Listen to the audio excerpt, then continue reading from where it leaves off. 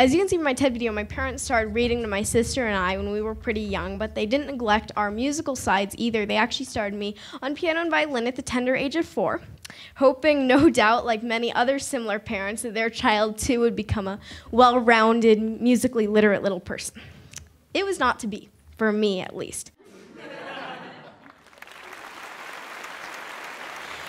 Because music had a soporific, I love that word, soporific effect on me. I would sometimes just fall asleep at the piano keys during lessons. And my crowning achievement on violin after 3 years of practice was playing Twinkle, Twinkle, Little Star.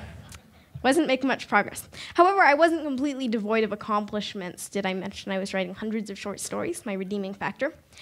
Perhaps because of my skill in writing, and perhaps because they finally realized how much money they were wasting on me, my parents finally let me quit piano and violin when I was 7.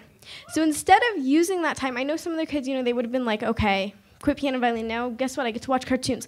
Well, I wasn't like that. I thought, my parents had let me quit this for a reason, so I used that time to write, and I wrote a lot. I actually published a book when I was 7, and so to me, that was a positive step. And I think that just like we keep bad drivers off the road and we hire the best people for the job, the world is probably a little better off without me screeching away on piano or violin and writing, teaching, and speaking instead.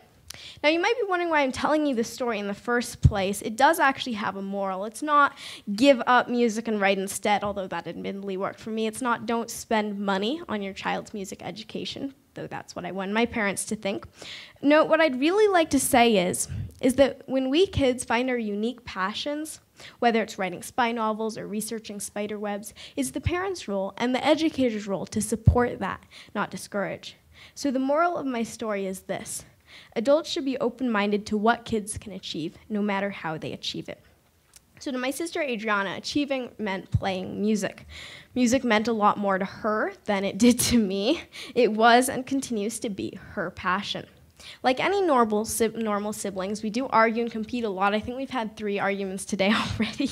But if there's one thing we agree on, it's that I will never beat her on a musical instrument, except for maybe air guitar, because I can do a pretty good head roll. But when it comes to music, my sister is truly an intrepid explorer. On a given day, you might hear her on the piano playing works ranging from Beethoven to Beyonce and Liszt to Lady Gaga. So she really enjoys exploring that field. One of her favorite quotes is by Gustav Mahler. He once said, "If a composer could say what he had to say in words, he would not bother trying to say it in music." So why should I be doing the talking? Adrianna has much, much more to say. Here she is.